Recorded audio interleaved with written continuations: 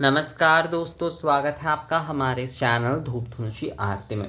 दोस्तों, जैसे कि आप में से कुछ लोगों ने मुझसे कहा था कि जैसे आने वाले शायद शिवरात्रि के लिए ही कई लोगों ने जो है वसंत पंचमी के पहले भी मुझसे पूछा था, और आने वाले कई सारे पूजा उत्सव आदि में जो है विषय में आप लोगों ने मुझसे पूछा है कि दादा, भगवान के अगर हम भोग बनाते हैं तो उसके लिए कितने बर्तन चाहिए। देखिए, कितने बर्तन चाहिए ये बोलना तो काफ़ी मुश्किल है, क्योंकि आप क्या क्या बनाना चाहते हैं, कितने कितने तरीके की भोग आप जो है भगवान को देना चाहते हैं, ये आपके ऊपर निर्भर करता है। ये मैं तो आपको बता नहीं सकता कि आपको क्या क्या बनाना है और क्या क्या नहीं बनाना है, तो ये तो आपके ऊपर निर्भर करेगा। पर यहाँ पर मैं बेसिक यानी कि सभी के लिए कहूँगा कि अगर आप लोग जो है भोग बना रहे हैं तो उसके लिए देखिए, ये वाले आपको एक जो है कढ़ाई जो है वो तो आपको चाहिए। पीतल का एक कढ़ाई आप ले सकते हैं, स्टील आदि का भी आप ले सकते हैं, या फिर जो है जो भी अच्छे वाले बस वो वाले भगवान के लिए ही हो, यानी कि वो आपके घर के दूसरे खाना बनाने आदि का नहीं हो।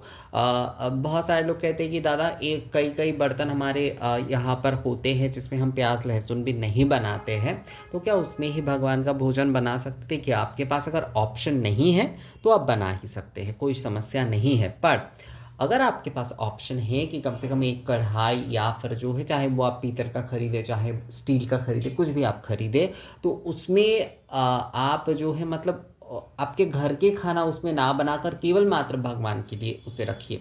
तो ये ना एक समर्पण के विषय होते, ये जो विषय होता है ये एक समर्पण का विषय होता है। तो बहुत सही होता है अगर आप एक बर्तन, कम से कम एक कढ़ाई जो है कम से कम भगवान के लिए ही आप रखें, उनके भोजन आदि अगर आप बना रहे हैं तो मैं आपको यही कहूँगा कि आप अलग से अगर एक कम से कम रख पाते तो बहुत सही है। तो सबसे कम बर्तन की अगर आप मेरे मुझसे कहे, देखिए मैं जिस तरह से करता हूँ मैं वही आप लोगों को बता रहा हूँ, बाकी आप लोग अपने तरीके से जो है कर ही सकते हैं। तो इसमें एक कढ़ाई आपको लेना है, ये वाला एक कलछी जो है वो आपको चाहिए ही।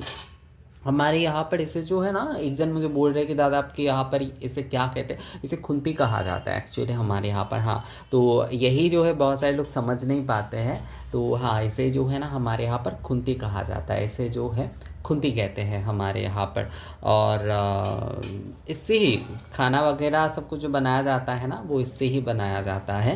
तो इसे खुंती कहा जाता है। और ये वाले ऐसे जो है ना, ये आजकल मिलता बहुत कम है, नहीं मिलता है ऐसा नहीं है, पर इसका इस्तेमाल भी थोड़ा कम होता है आजकल, स्टील आदि का ही इस्तेमाल होता है। पर ये जो है ना पुराने दिन के है, और अभी भी भगवान के भोग आदि जब बना रहे हैं तो इसका ही इस्तेमाल किया जाता है। तो ये एक हो गया, कढ़ाई हो गया आपका, ये वाला एक जो कलछी हो गया वो हो गया।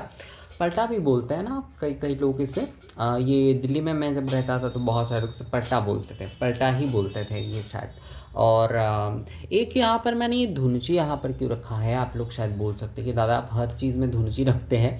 असल में देखिए, धुनुची का मतलब ये है कि अग्नि, पहले के समय में जो है ना यज्ञाग्नि प्रज्वलन किए जाते थे, तो यज्ञाग्नि प्रज्वलन करते हुए जो है एक प्रकार से मतलब जो पाक अग्नि होता था, मतलब भोजन बनाने के जो अग्नि होते थे ना, तो वो भी जो है वो यज्ञाग्नि होता था।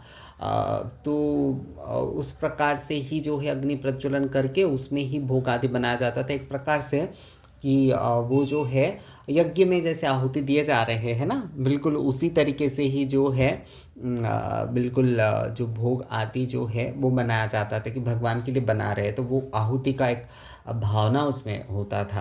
तो अभी तो वो संभव नहीं है कि आप चूल्हा आदि जलाएंगे, ऐसा तो संभव नहीं है। तो उसके लिए एक धुनुची जो है, जब आप भोग बनाना शुरू कर रहे हैं तब आप उससे प्रज्वलन कर लीजिए, और साथ में ही जो है गैस आदि जो कुछ भी आप जला रहे हैं वो जलाने के बाद उसमें आप कढ़ाई बैठा कर जो है आप उसके बाद जो है भगवान की भोग आदि जो है वो बनाइए। तो ये बहुत सही होता है। उसके साथ साथ ये वाले भी अगर आपके पास एक है ना, तो ये भी बहुत अच्छा होता है। वैसे ये हिंदी में ना इसे कई कई कहा जाता है, हमारे यहाँ पर इसे सारसी बोलते हैं।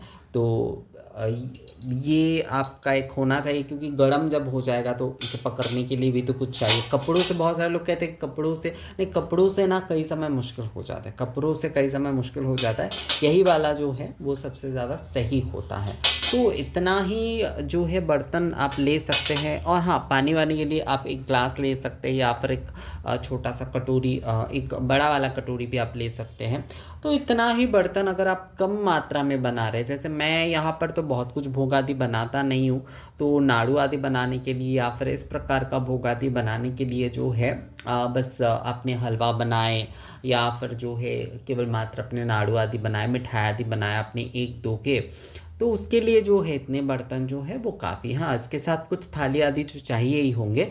मैं बस बनाने वाले बर्तन आप लोगों को दिखा रहा हूँ, इसके साथ तो अलग से रखने के लिए थाली आदि आपको ज़रूरत होगी ही, पर मैं बस बनाने वाले ये बर्तन आप लोगों को बता रहा हूँ। तो इतना ज़रूरी है, इतना बर्तन तो आपको ज़रूरी है ही कि भगवान की भोग अगर आप बना रहे हैं तो इतना कढ़ाई एक होना चाहिए, कलछी एक होना चाहिए, और ये वाला भी एक होना चाहिए।